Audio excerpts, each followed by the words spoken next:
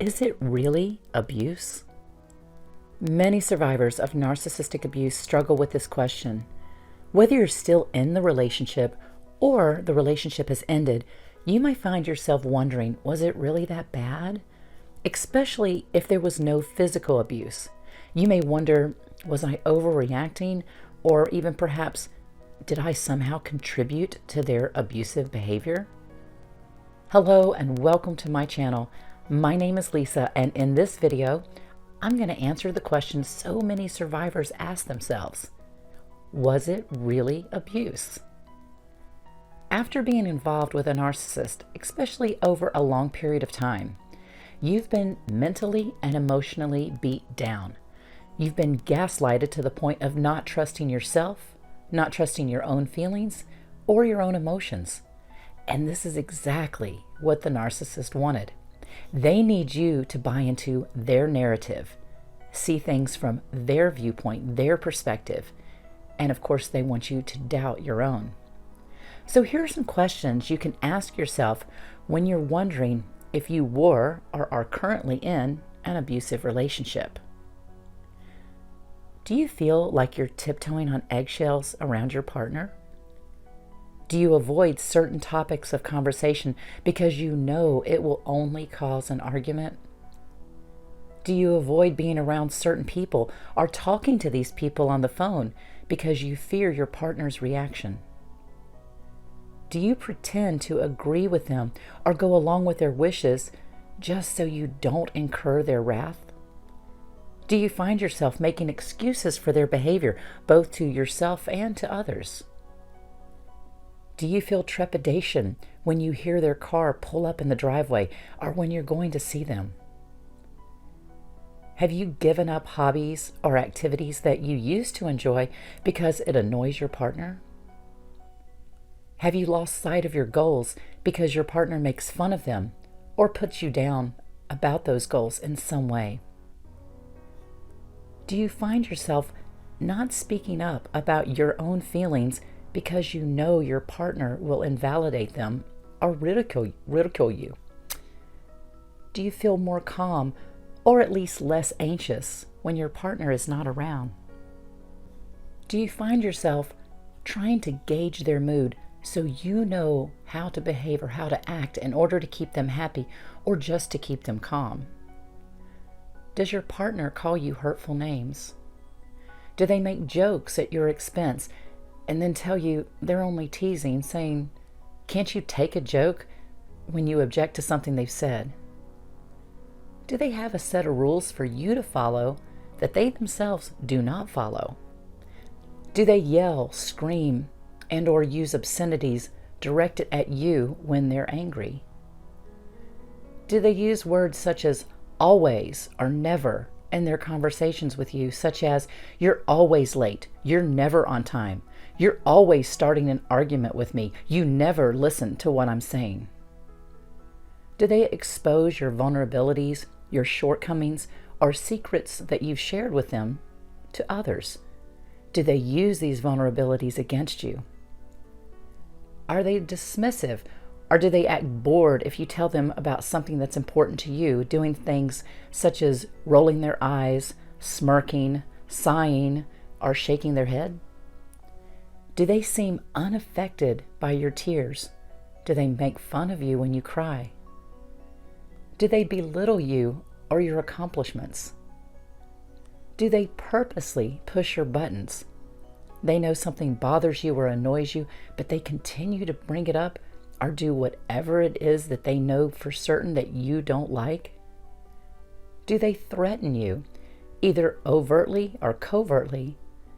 Do they use veiled threats such as, "There's no telling what I might do," or threaten to kick you out or leave the relationship? Do they control the finances and make you ask them for money, even if you're married? If you're a stay-at-home parent or a homemaker, do they invalidate your contribution to the relationship, even if they were the one who preferred you to stay home? Do they expect an account for your exact whereabouts and who you interact with, even though their whereabouts and interactions are their own personal business? Do they attempt to triangulate you with others, telling you everyone thinks you're wrong, everyone thinks you're crazy, or that nobody really likes you? Do they refuse to discuss matters with you, or do they walk out on conversations?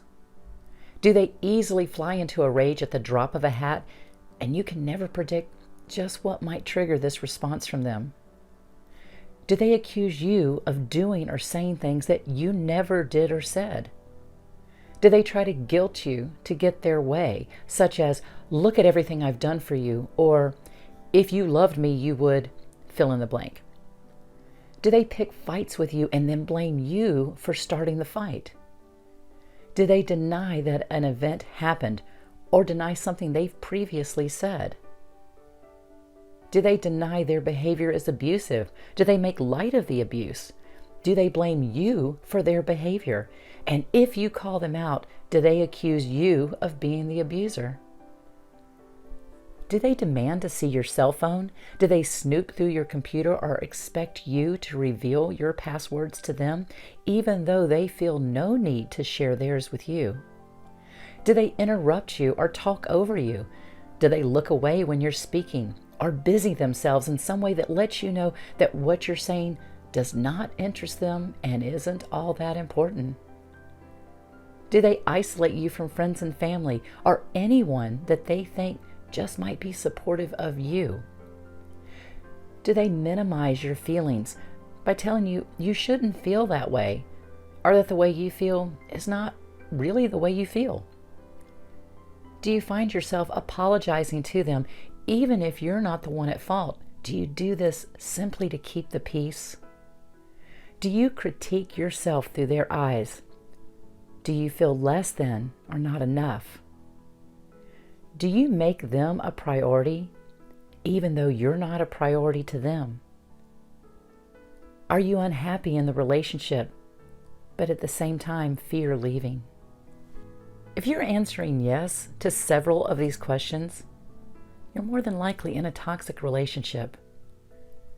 When abuse is physical, it's easier to recognize, both for the victim of abuse and for others who may know about it. Because when there's physical bruises, you can see them. You can see the abuse is real. You know you're not imagining it. Narcissistic abuse starts slowly. It actually started the day you became involved with them, in the love bombing stage. By the time you begin to notice it, you're invested in the relationship. Maybe you're even married.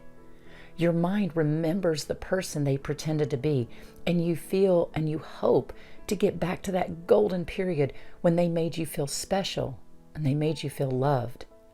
You want to fix them, or maybe you even want to fix yourself so you can get back to these good times once again. But there's no fixing a narcissist. There can be no joy or happiness in a relationship with a narcissist.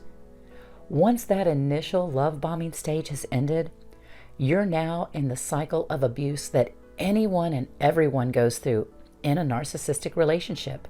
Now you're being devalued and possibly discarded, followed by some more love bombing in order to reel you back in, and the cycle repeats over and over again until and unless you get out or until they discard you permanently. The worst thing that you can hold on to with a narcissist is hope. Hoping they will change, hoping that things will get back to the way things were in the beginning. But they won't. The first stage of the relationship is the best you're ever going to get, and there is no going back to that. The sooner you get out, the sooner you'll begin to heal, recover, and eventually thrive once again. You're stronger than you think. Remember, the narcissist didn't choose you because they thought you were weak. They chose you because of the attributes you had, and they chose you because of your empathetic nature. They chose you because they saw you as someone they could easily manipulate and control. That's what they look for in choosing a victim. They think to themselves, can I get this person to believe whatever I tell them, no matter what? Will this person believe my lies, no matter what? Will this person tolerate whatever I throw at them? Can I successfully control this person? And this is why, if you're the one who leaves, they will immediately seek out a new person who is easier to control than you were. See my video about why the narcissist downgrades with the new supply. The link for that is in the description box below. Look, leaving can be hard. It's tough. It can be scary. But you can do it. Remind yourself of this. You survived the relationship. You're gonna survive the recovery. Thank you so much for listening, and may you have a blessed day.